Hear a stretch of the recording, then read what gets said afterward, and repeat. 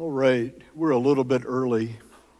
I'm depriving Lyons of his countdown, but let's go ahead and get started. I think the folks that are going to come are probably here, with the exception of John Bean. So once John Bean, John.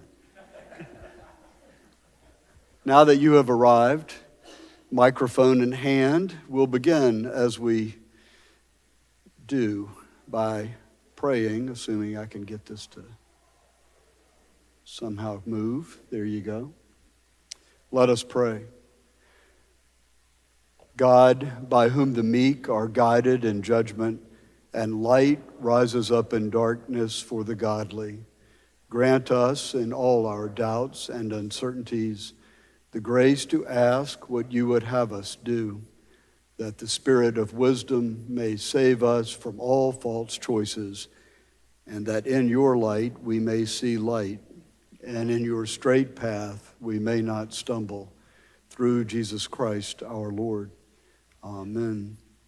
We are reading our way through Genesis, and the presenting question for our reflection has shrunk over time. Have you noticed that? Every Sunday it gets a little bit smaller. I think it's just captured by quoting from Ezekiel, from the prophet Ezekiel, how then shall we live? Once the gift of life is given to us and the presence of God is made known to us, how then shall we live? We have learned from the creation stories that there is a pattern to creation that has to do with separation and distinction, both in the way God created the cosmos and in the way human beings have developed. We learned also in the story of Cain and Abel and what I call the third creation story that followed, the warring age of heroes, that when we don't submit ourselves to a higher power, bad things happen. It's a very technical explanation of 3 or 4 classes, but I think that's about right. And then in the story of Noah, we got the first effort to offer law, some way to shape the natural instincts and ways of creation. It was a universal law, that is, it was to apply to all people. And then we get to Abraham, just in time for Father's Day. We get to Father Abraham. And there we have the second covenant, as it's often called. But in this case, it's to a particular person, to a particular people. God's still concerned with reaching out for all and having a universal application, but he's decided that the way to do that is to deal directly with Abraham. And so today I want to look at family, really, and marriage. There are 3 instances where we learn something about what it means to be a wife, or to be related to a wife, or married to a wife. And it'll be up to you to figure out what those are, but I think it's worth thinking about. So there are 3 stories we'll look at today. In the first story, Abraham sacrifices, Sarah, to the Egyptian Pharaoh's harem. And in the second story, Abraham sheds Sarah, albeit at her suggestion, to use the Egyptian slave girl Hagar as a wife surrogate. And in the third story, Abraham sacrifices Sarah again, and she joins the harem of Abimelech, king of Gerar. This is immediately after Sodom and Gomorrah have been destroyed. So in each of these stories, you can see where Sarah ceases to be wife in the way I'm arguing God would prefer, and we can see what happens there and perhaps derive some lessons from it. So this is a slide to represent the sacrifice of Sarah to the Pharaoh in Egypt. And here's the beginning of that story. And it came to pass, when he was come near to enter into Egypt, that he said to Sarai, his wife, Behold, please, I know that thou art a woman, beautiful to look upon. And it will come to pass, when the Egyptians shall see thee, that they will say, This is his wife, and they will kill me and let thee live. Say, I pray thee, that thou art my sister, that it may go well with me for thy sake, and that my soul may live because of thee. So they are driven into Egypt because of a famine in the land of Canaan. This is the first but not the last time that this is going to happen, Egypt being fertile soil, if you will. So down they go to Egypt, and when they get there, Abraham looks at Sarah and he says, here's the way it's going to go. Right? They're really going to like you, and the way for me to survive is for you to claim to be my sister and not my wife. For you to be my sister and not my wife. And Sarah says, okay. Sarai accedes to Abraham's request, willing dishonoring herself for his sake. Some of these translations are very literal, but that's the way it's written. Willing dishonoring herself for his sake. So there is an assumption in the scriptural storytelling that Sarah is dishonored by this scheme. Honoring instead his request that it may go well with me and that my soul may live because of thee. So she says she'll do all this. And then, sure enough, Abraham proves to have been prophetic. It came to pass that when Abraham was come to Egypt, the Egyptians beheld the woman, that she was very beautiful. And the princes of Pharaoh saw her and praised her to Pharaoh, and the woman was taken into Pharaoh's house. This is kind of like when Henry VIII would go through the countryside of England and everybody would hide their daughters, right? Same thing is happening here. His princes are running throughout the land, his emissaries, if you will, and when they see a beautiful woman they think he would like, they add her to the harem. That's the way it worked, apparently. And that's the fate that befalls Sarah. But he doesn't just kidnap her, he doesn't just steal her.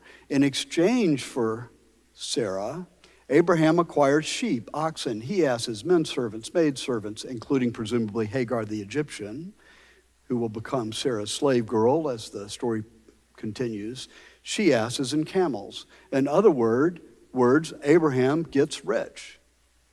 So he goes down to Egypt, escaping famine. Lot's with him, by the way. Lot does not get rich. That'll prove to be a problem. Abraham goes down to Egypt. Abraham sees this opportunity / moment / fear and schemes to survive it, which he does. He gives Sarah to the Pharaoh and in exchange gains this wealth, which we can assume was significant wealth. But somebody didn't like it. That person was God. Really not good to upset God. The fate of Sarai, remember this is before the name change, but the fate of Sarai is offensive to the Lord, who plagued Pharaoh and his house with great plagues because of Sarai, Abraham's wife. So you will recognize some of this from the Exodus story that'll come up later, right? So they're going to Egypt to escape famine. They get to Egypt, and Sarai is made subordinate. And then the Lord comes in to intervene, and what does God do but plague the house of the Pharaoh? And there's some indication that these plagues might have been what we would call today an SDI. So I think it was a particular connection between the plagues and the harem. Nevertheless, this is what God does. And then the Pharaoh has a reaction. What is this that was done unto me?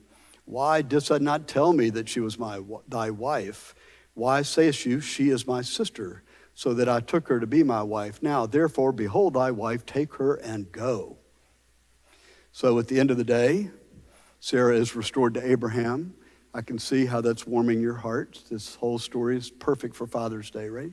Sarah is restored to Abraham. They are now wealthy. They go back to Canaan with their wealth and everything they came with. Any questions about the story itself? Yes. Did you know this story was there? Yeah, go ahead. I didn't quite realize it went down like that. Yeah, I can't imagine the 21st century version of this.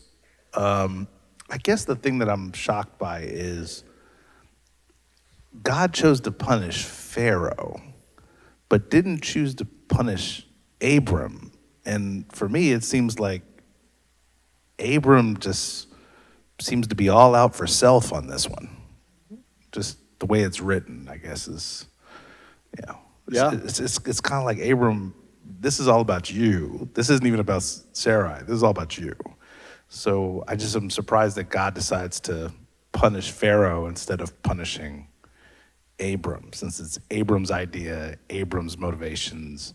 Abram's the one that gets rich off the deal. Just seems off to me a little bit. Yeah, yeah. So the question then would be, if this is the education of Abraham, then what is God trying to teach Abraham in these moments? Yeah, I mean, I'm going to talk in a minute, but yeah. in rereading this, because I was familiar with this story, and, it was, I think we'd spoken earlier, it's like Abram was actually trafficking his wife, and of course that doesn't sit well, but in thinking about it again, I mean, Abram, he knew the times and knew what potentially would happen to him, and he'd had this promise from God that he was supposed to be the father of all nations, and if he loses his wife, so he's thinking this is a way to not only save him and potentially fulfill the first covenant, but in thinking about that, this is Abram thinking about how he was going to solve that problem and not necessarily looking to God to solve the problem, and that's why I think it went haywire for a moment. It was my impression. Yeah, no, I like that conclusion. Over here, while you're waiting to raise your hand, I will offer some other facts that might be helpful in interpreting some of that, but they're not going to absolve Abraham, just in my mind anyway. I realize this is a male-dominated society, but where the heck is Sarah? I mean, why didn't she just raise her hand and say, this ain't the way it goes, guy. I'm your wife, and you made a promise to me. Where is the promise? Yeah. So speculate about that answer. Speculate about the answer? Yeah, I mean, well, I've given you what the Bible says. Why? Well, she had no rights because it was a male-dominated society. But I'm on her side. Where is she? She needs to stand up for herself. So, good observation. Hold on to that notion as we go to the second story. We'll see what power. She may not have had rights, but she might have had some power that she chose to exercise in a, kind of particular way. Yes. So it also talked about her being his sister also, that they had the same father but not the same mother, and that was confusing to me. All right, so they had the same father but not the same mother, and what was the last part? And that was confusing to me. Okay? Right. It complicated things. Right. So this is a problem with you people. You're constantly taking my punchlines. So Abraham is not lying. She is, in fact, his sister, or half-sister in that instance. So it's not that he tells a lie, he just doesn't tell the whole truth, right? So one question is, was this just a scam, a modern-day sting operation, or was Abraham legitimately afraid that he was going to be killed because of the beauty of his wife? And so this was the only way he could determine to survive that. Hold on.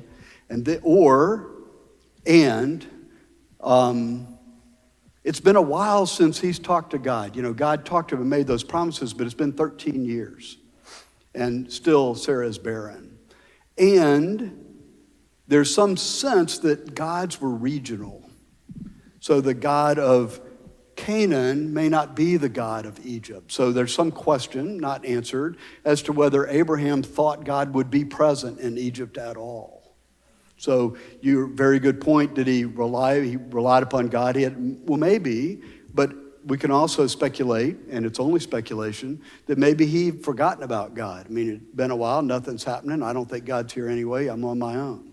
But he did go on his own. I think you just answered the question, which was, so Abram left Canaan because of the famine. Yes. And did God tell him to leave, or did he decide on his own to leave? And I think you just answered that. Yeah. I can't remember now, to tell you the truth, but I do think there's some question as to whether he goes into Egypt with any sense of God's presence, right? So How are you feeling about Abraham? Any better? If you are, I'm going to destroy that in a minute. So I'm just checking in Coming, with you. Sally. Yeah, Sally. Wait for the microphone, then we can all hear you. Maybe it was Sarah's idea. Maybe she just wanted to keep her husband alive, that she loved him so much. Yeah, Maybe it wasn't his idea. right, right. That's a good question, or a point, speculation, yeah. In answer to the question how this would look in the 21st century, the word pimping comes to mind. Yeah.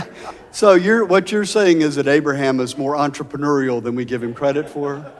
Yeah, well, there is speculation, of course, which Randy knows, that in fact this was the beginning of sex trafficking, right? That's really what's happening here.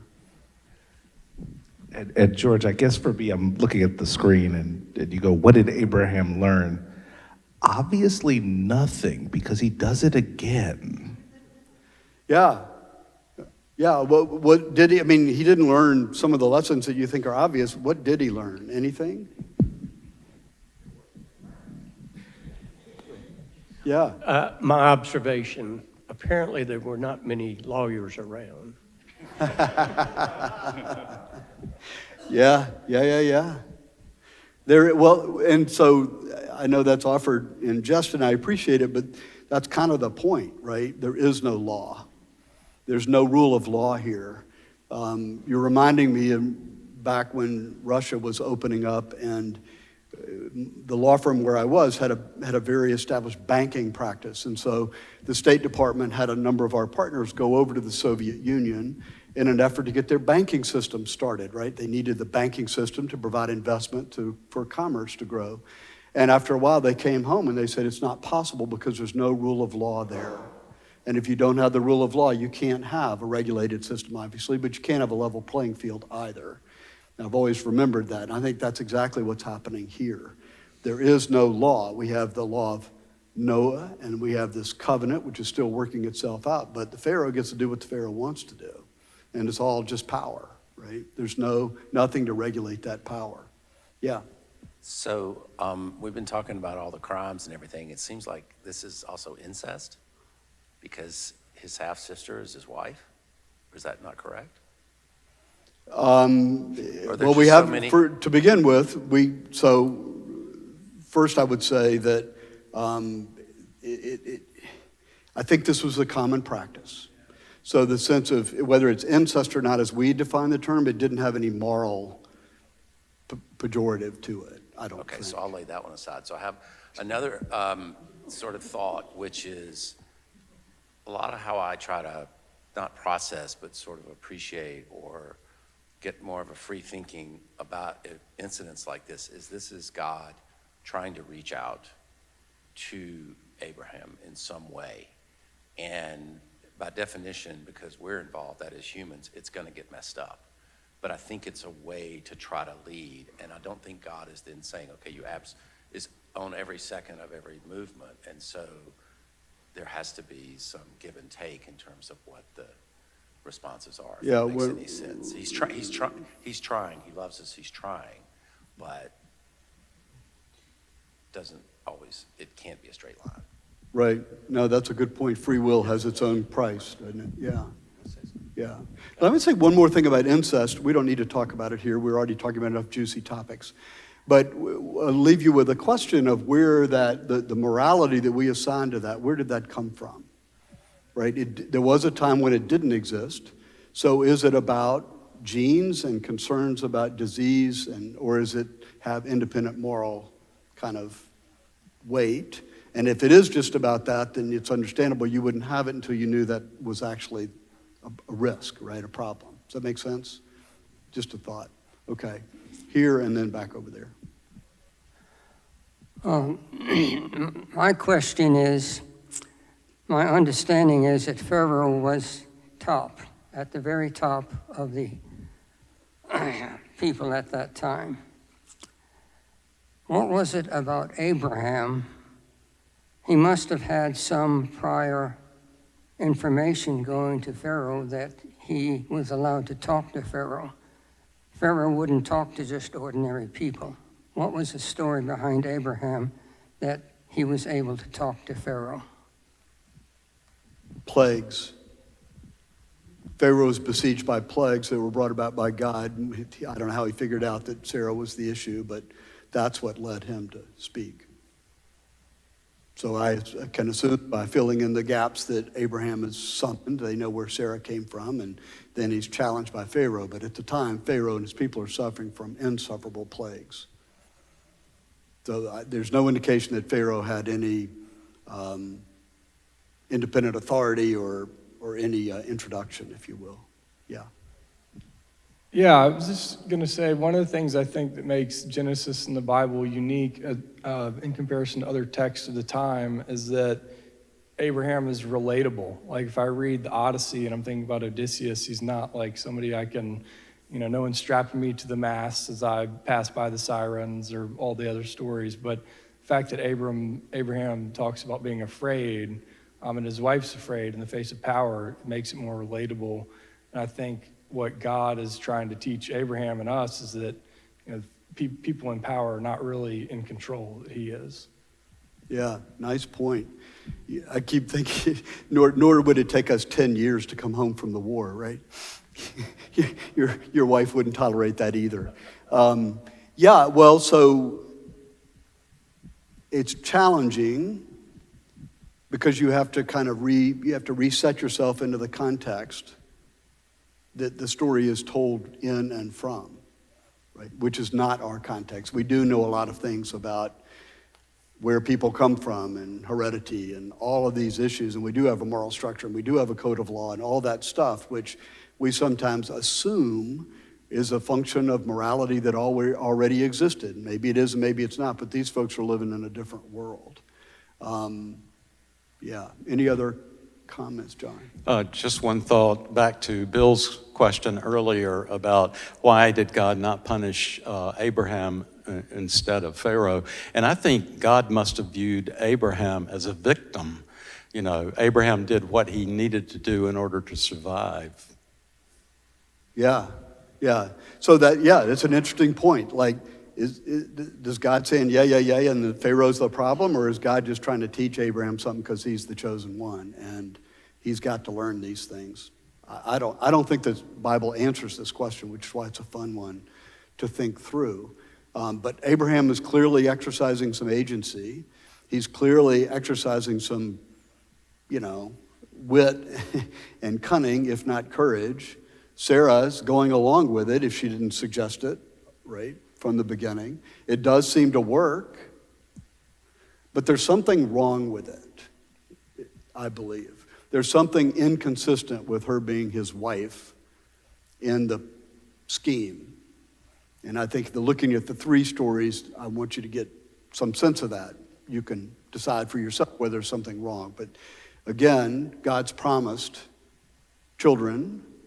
Maybe Abraham thought didn't have to be his own children at this point. There was, a niece or a nephew that was with him, right? But there's something that doesn't work for God, as the story is told, in the way that Abraham treats his wife. There's something unwifely about that, and not honoring that is a problem, I think. All right, next story. The next story, of course, we get to see that Sarah does in fact have her own opinions about stuff, and she can devise schemes all by herself. She doesn't have to have her husband do it for her. This is an oil of Sarah bringing Hagar to Abraham and saying, I'm not going to have a child, so perhaps Hagar would suit. And Abraham hearkened, that's the way hearkened is spelled, to the voice of Sarah. And Sarah, Abram's wife, took Hagar, the Egyptian, which I've speculated Hagar was part of the package of spoils that Abraham received from Pharaoh. After Abram had dwelt 10 years in the land of Canaan and gave her to Abram, her husband, to be his wife, maybe concubine. You remember this Hebrew word, Isha, is the same word used to describe Eve when she's created in the second creation story. So, Sarah, not being able to have children, finally says, I have an idea. Why don't why don't we let Hagar be the substitute? When she, Hagar, saw that she had conceived, her mistress was despised in her eyes. And Sarai said to Abram, the outrage against me is upon thee. I myself put my slave girl in thy lap, and when she saw she had conceived, I was despised in her eyes. May the Lord judge between me and thee. And Abram said to Sarai, behold, thy slave girl is in thy hand. Do to her whatever seems good in thine eyes.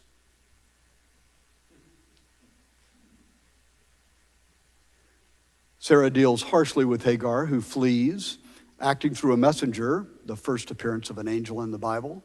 God comforts Hagar and urges her to return. God tells Hagar that she will bear a son whose name shall be Ishmael. God heareth, as he had heard her. So Ishmael's name is derived. And who shall be a wild ass of a man. I wonder if they're covering all this in Westminster's Bible class. And his hand shall be against every other man, and every man's hand shall be against him, and he shall dwell in the face of all of his brethren. So you have that to look forward to, Mom. Abraham will later be compelled to banish his firstborn son, Ishmael, and the descendants of Ishmael will later make trouble for the descendants of Isaac. So I have a couple of just questions. Notice how the second story mirrors the first. Can you see structurally how they're kind of the same? Abraham's coming up with a scheme to begin with, but it's Sarah who does it in the second story. She is literally sacrificed, given away, abandoned in the first story. Here, there's a substitute. So Hagar kind of becomes the wife. In any case, Sarah's not the wife, right? Then God intervenes to try to get things back on track. Though in the first story, Abraham and Sarah are rewarded for their scheme with great wealth. In the second story, what do they get by virtue of God's intervention?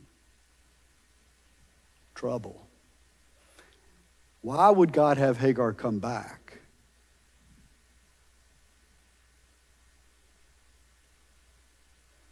What's a reason that God might have wanted Hagar to come back to that household? I knew Bill would have a theory on this. Just simple. He's trying to remind them that decisions have consequences, and you got to live with the consequences. You don't get to kind of walk away from the consequences of your actions. Yeah, I think that's a good explanation. You got to live with what you do. I think I've told you the story before of Robert, our son Robert, who's now 13, but this was when he was 10 or something, and he had done something for which his mother had prescribed some penance.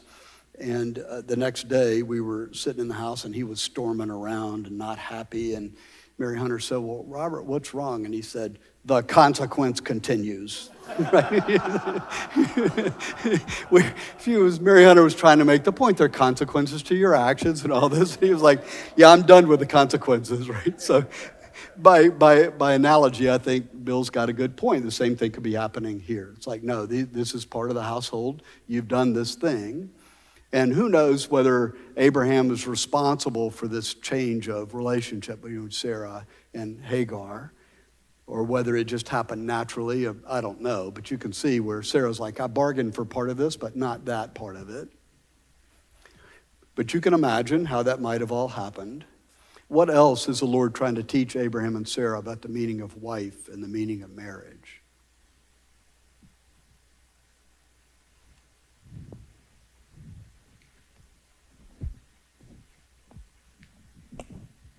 Well, Hagar would have died in the desert. So, he had a responsibility to take care of her. Right. And God saved her and the child when they were out in the desert about to die. Right. And a whole nation, as Randy said last time, is reported to be born of Ishmael. What about Hagar being Egyptian? What difference might that make? If she was Egyptian, then she would not have been schooled in the ways of the clan, of the tribe, of Abraham's family.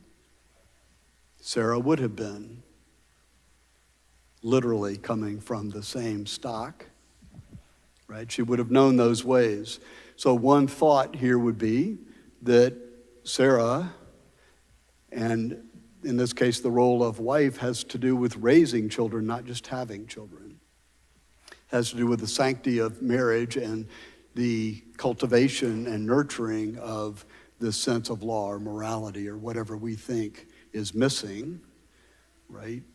That is not just something you intuit if you're left all to your own, that the loving nurture of children is an important part of the thing.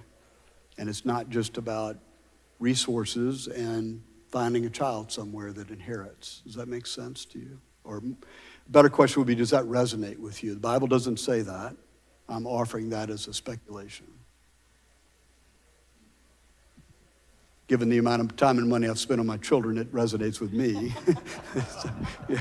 But speaking of children, I mean, this will be a descendant of Abram, and God has already said that out of Abraham, well, he's not Abraham yet, but he will be the father of many nations. Right.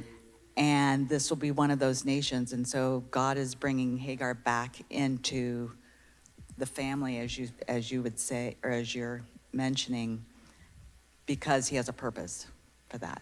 Right, right, yes. Well said. And back to your earlier point, it's important that Sarah be the mother of Isaac, right? That Ishmael is not going to serve. And in fact, Ishmael is apparently destined to be trouble. The consequence continues. What do you think they learned from all of this? This is the second course in Abraham's education. What did he learn? Or what did Sarah learn? To trust God. And where did they first lose trust, do you think?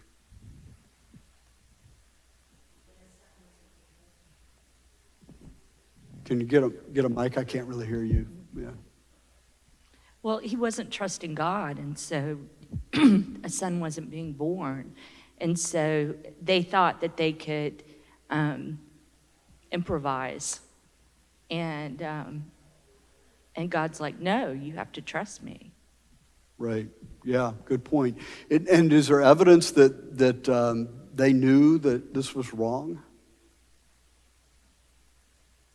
I've certainly cast it as if it's wrong, because it seems by the story not to be what God wants. But is there any indication that Abraham and Sarah knew when they first decided to undertake this particular scheme that it was bad or wrong or against God's will? I'm going to say no, because the shock, in the statement that Sarah makes after Ishmael, Hagar's pregnant with Ishmael, the shock that she seems to have seems to lead me to believe that she hadn't thought this all the way through. Yeah. So she thought this would be, we'll do this, maybe something will come of it, maybe this is the plan. But then once she realizes Hagar's pregnant, then it's kind of like, no, this was a bad idea. There was something about Hagar's face that made it clear. Yeah. But there's an interesting parallel, George, in my mind, between this and the creation story with Eve. Right? It's Eve kind of comes up with an idea. Adam kind of goes along with it. There's consequences. Adam's kind of like, hey, not me. And I'm seeing the same thing here. It's like Sarah comes up with an idea. Abram goes along with it. Sarah's like, yeah, this was a bad idea. And Abram's like, yo, not me. You solve it. Yeah, let me know how it comes out, dear. Exactly. But it goes to this idea, to your question, which is, I don't think up to this point, in these relationships, people are thinking it all the way through. And maybe that's part of the lesson that we're trying to be taught here, which is people making in these stories are making impulsive decisions versus having thought them through. And maybe that's what the writer's trying to help us learn, which is before you make those choices, think the matter through a bit, play it out a couple of steps to try to understand what God wants from you. That might be what's going on here. Yeah, no, that's a good speculation. Is this a teachable moment, George? In other words, Go ahead. I'm sorry. We'll come right back. Sorry. Okay. Go ahead. Is it a teachable moment? is it a teachable moment in as much as God is using this as an opportunity to teach Abram about the sacrament of marriage and what it means? That's my read of it. And I mean, so my question to you, and I have not forgotten, is this just a story about Abraham screwing up? Or is it a story about going through life, which maybe not any different from what everybody else at the time is doing? The difference is God is identifying these teachable moments, right? Which are all going to lead to the covenant. Remember when I first did the outline of the journey, we've got these 5 things that are leading up to the covenant that are all kind of learning opportunities, and then 5 things after the covenant, which are tests, right? And so for me, the scripture's not clear. All these questions really don't have right or wrong answers. But for me, it's interesting to think, no, they were just doing what was natural. And they may have thought it through, but that end game they thought is not right? And so they have to learn that it's not right. And that's where God winds up coming in. Yes, ma'am. What I've learned through life is that God wants us to have patience. He requires us to have patience. But in our weakness, we think, well, God's left us, so I better take care of this myself. And that is a massive problem for us, I think. Nice. Yeah, well said. I was listening to a podcast recently by the brothers Zoll. Do you guys know who the brothers Zoll are? They're Paul Zoll was the dean of the Cathedral in Birmingham. He's got 3 very bright sons, and they have come together and done this podcast. But they define faith as patience with God, patience with yourself, patience with each other. So your comment, they were squarely putting into the definition of faith. When you think about it, I do think that makes a lot of sense, that patience is this important element of trust. All right, what else? Can you get a mic to Reg here? I don't disagree with any of this, but I think there's a political bent to this. Political bet? Political bent. I think this is Jewish propaganda. To be very frank with you, because if you look at the world today, in the Middle East, it's tribal. You go to the Oriental Museum at the University of Chicago, 1000 BC, it's the same wars, it's the same tribes. So this is a story, the Jews are the chosen people, right? They may have ancestry that's related, but it is tribal, and this gives the okay for the Jewish people to be the chosen people. And so I think in addition to all these theological issues, I think, look at the Middle East today. They're theocracies, right? And I think this is a ideological, political statement in addition to a theocratic statement. Yeah. Now that's cynical, but I wouldn't call it cynical. I'll let your peers judge you, but I wouldn't call it cynical. I mean, you can read this. This is a foundation story for a people, right? Other peoples have their own foundation stories. Sometimes they're special, sometimes they're not. But yeah, I mean, it's almost by definition their story. And so back to something you were saying over here, what's amazing to me about this story, the chosenness is an interesting thing, but remember, they're chosen in order to bring God to the rest of the world. And the morality and ethics of that are not easy to execute. It's not just we're chosen so I get to be Pharaoh. So that's an interesting element of the story. The second interesting element of the story is they're preserving all of the humanity of their patriarchs. It's like Hebrews, from our perspective, but I suspect from the perspective of those who wrote these stories, Abraham is screwing up, David is screwing up, like they're just, all that is preserved. We don't do that in my own family. Yeah, or George Washington, which is interesting to me as we go back and people look into, let's just say Thomas Jefferson and George Washington, and we look at racial issues. We're horrified that they were doing these things. It's like, No, that's who they were. They were doing those things. It doesn't make them good things, but they were doing those things, and it's nuanced. Yeah. There are two religions in the world, Mohammedanism and Christianity. Both of them trained their ancestry back to Abraham. Why would God allow two separate religions, sometimes in conflict with each other, to be present on the earth? Yeah, and if you want to throw Judaism into the mix, you've got the religions of the book, those three. So what do you think the answer to that is?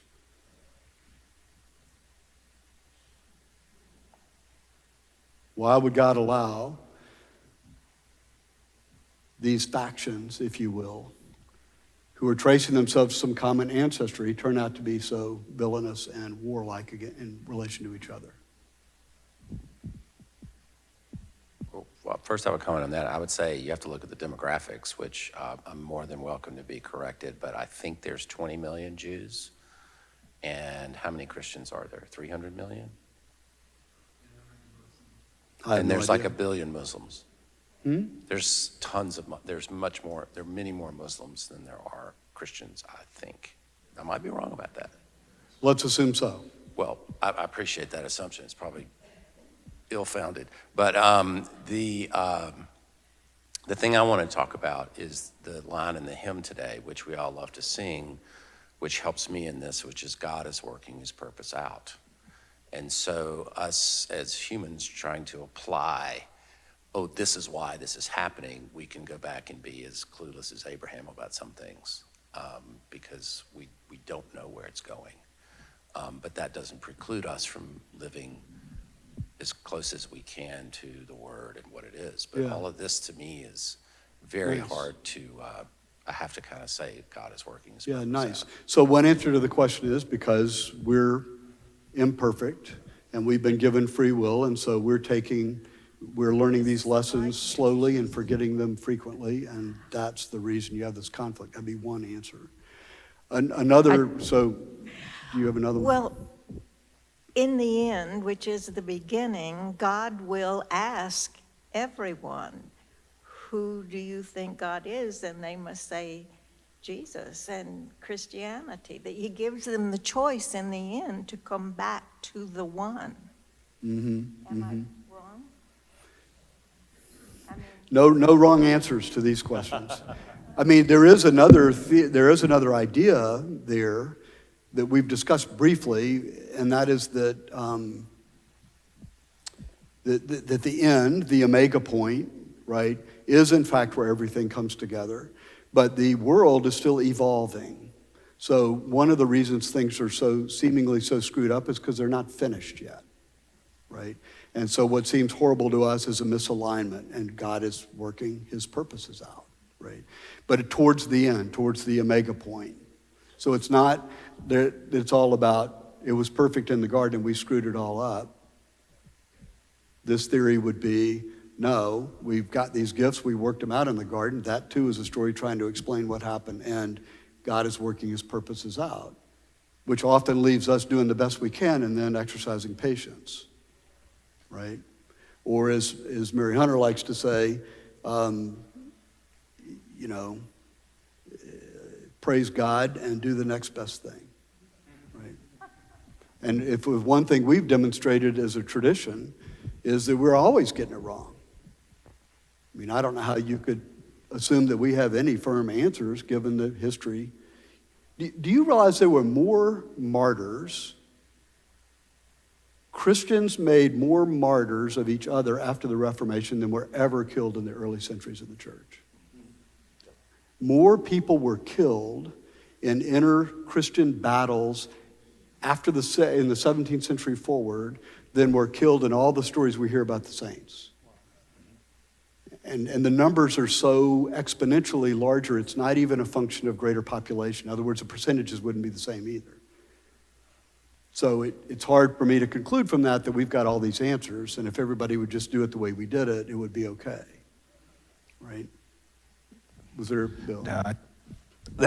Actually, because I was going to your question in the discussion and saying that God sometimes, in my opinion, gets us into a space where we make distinctions without a difference.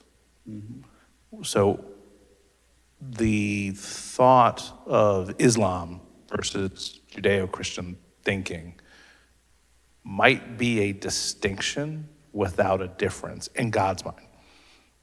We all believe in the one true God, but we're making distinctions about how we view that one true God and how to communicate with that one true God and what is the definition of being holy in the eyes of that one true God, that to God, that's not a difference. He or she does not see it as difference. We do, and that's a human failing that we've brought to the party.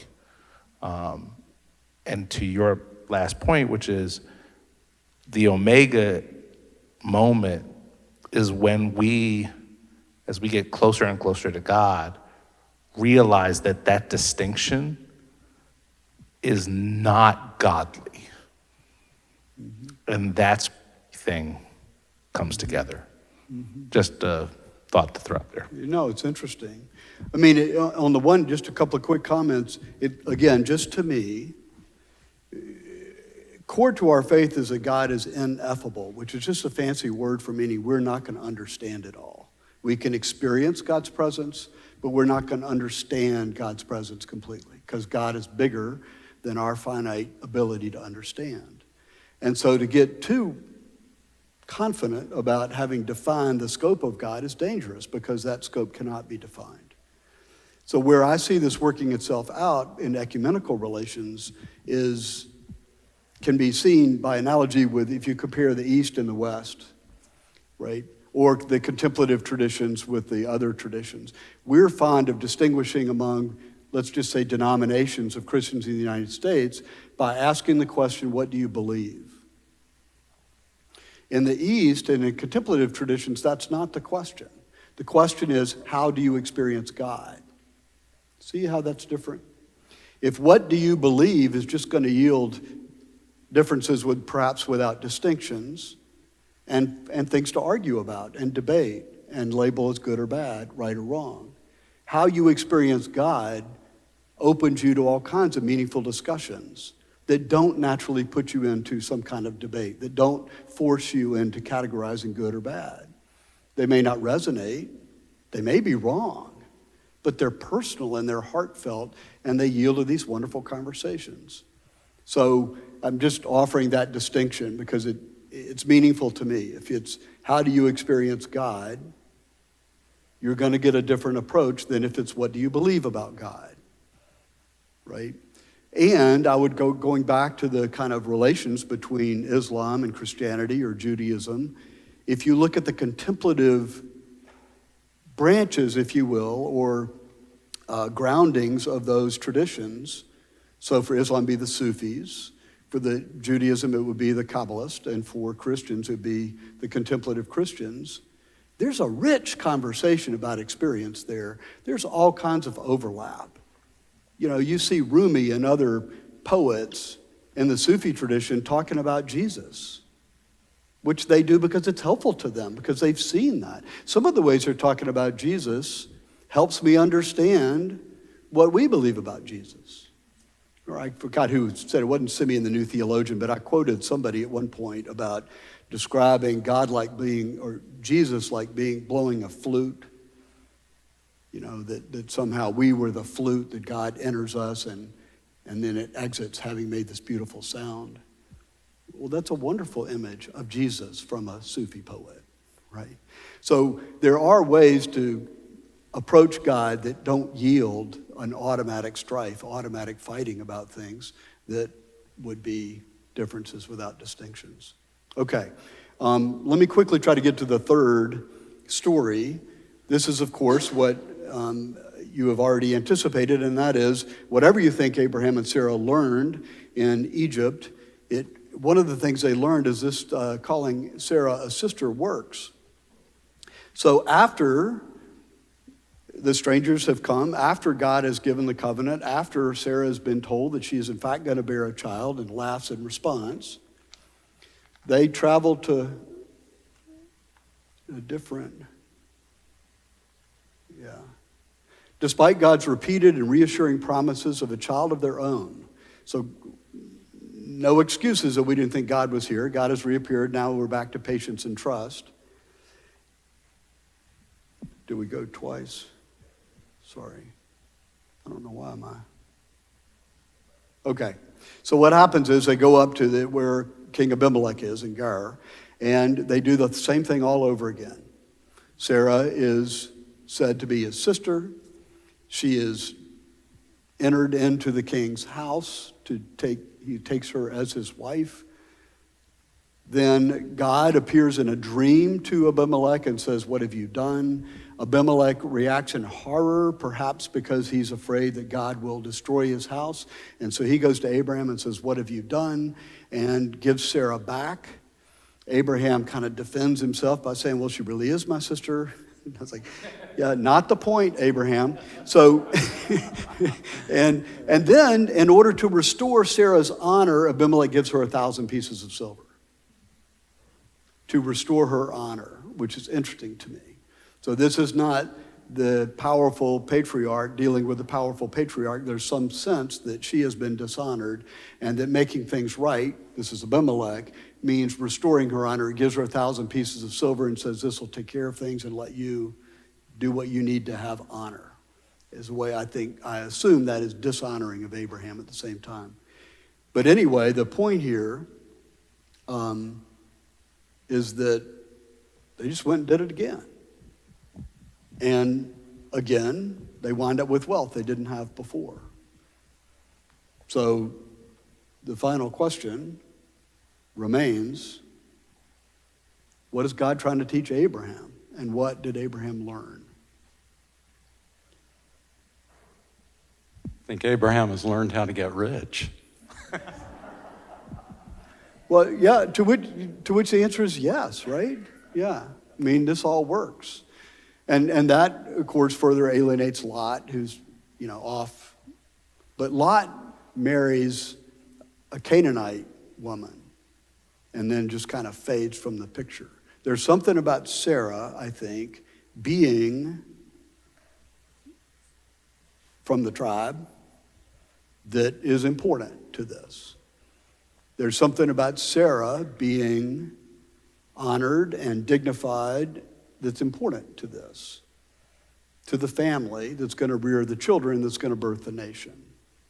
So accepting, but not giving too much, not distraction to the idea that this is a story that justifies the chosenness of the people. It's interesting. Now remember, a lot of this stuff was written down. I think the better scholarship says all of the New Testament was written down during the Babylonian exile. What was happening during the Babylonian exile? They were trying to resist assimilation so that they could return to Jerusalem and refound and rebuild the temple, right? So there is a political purpose that we can verify at the time all these things were written down. So, but nevertheless, I would argue that there's still beyond just the politics of let's keep it in the family. There's something about honoring the members of the family that's consistent with the covenant and important. Does that make sense? And if children who are able to serve as a nation is important, then raising them is equally important, not just having them. And that would also be, arguably, an argument for marriage, an argument for an institution, a sacramental institution that yields new life, not only by virtue of birth, but also by virtue of the kind of people that are raised inside of it. Any thought about any of that? Aren't you glad you know all about Abraham on Father's Day? Yeah.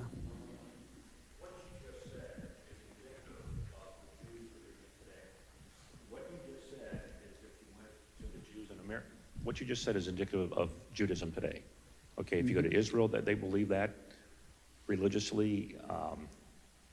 politically, if you go to Jews everywhere, right? They are the chosen people. They stick together. They raise families. They have rituals. They're very good about that.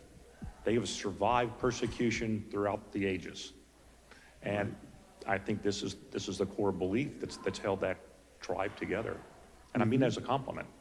Right, and they, if you will, for purposes of this conversation, are good at it because they built practices that support it, right?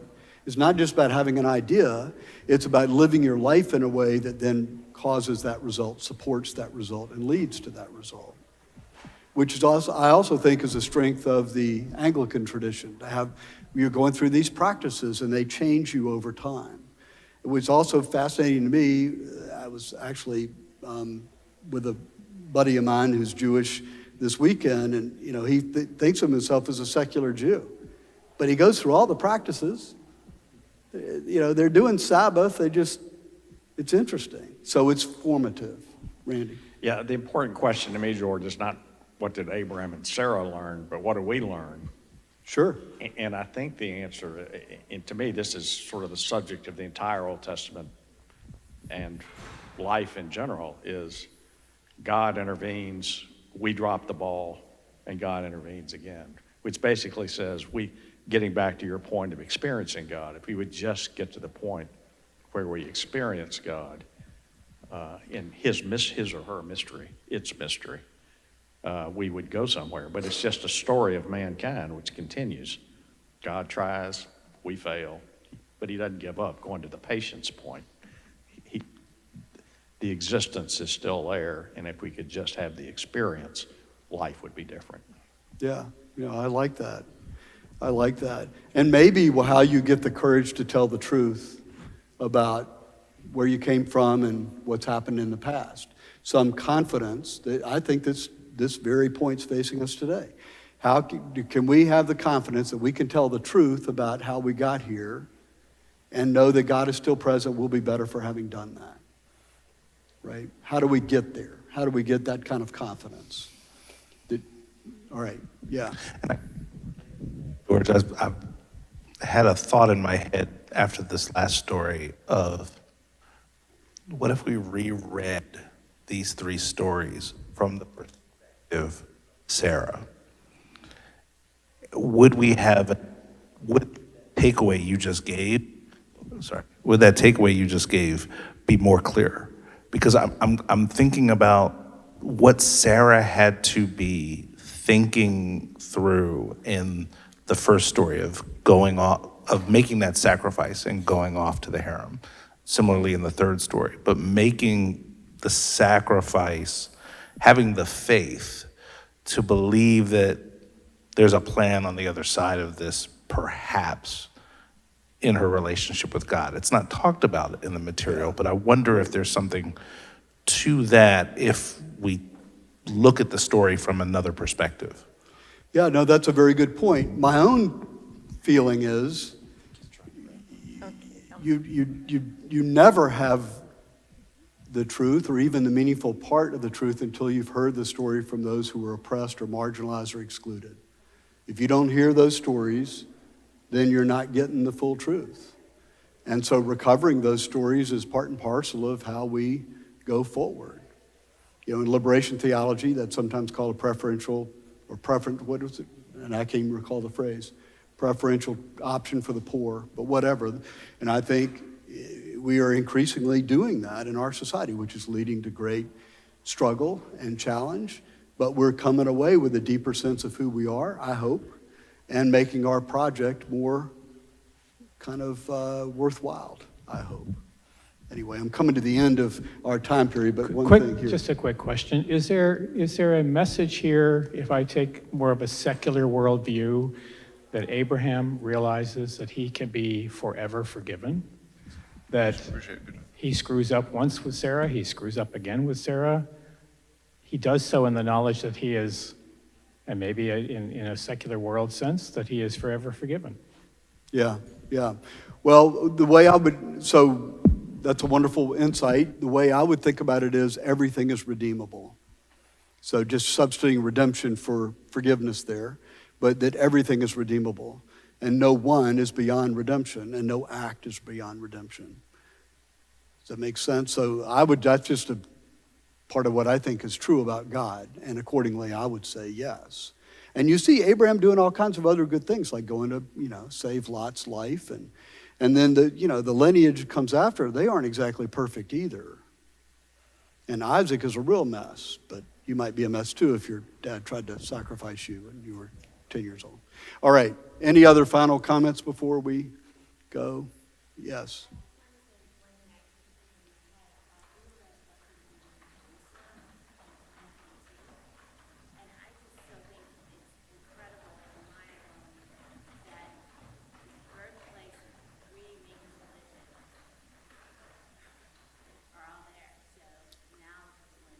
Right. Just making the observation that Jerusalem, where all these common roots are planted, is a complete mess. Which is, I agree with you, and I just can't even read these stories. So you read the story, and Abraham comes to Canaan, he's like, they were already there. Yeah. This story that we read about in the newspapers has been going on forever. And when you start to look at your own tradition, what do we learn from this? We're Randy. Then you start looking at your own traditions and how many nations have been founded on geographic territory that wasn't somebody already there.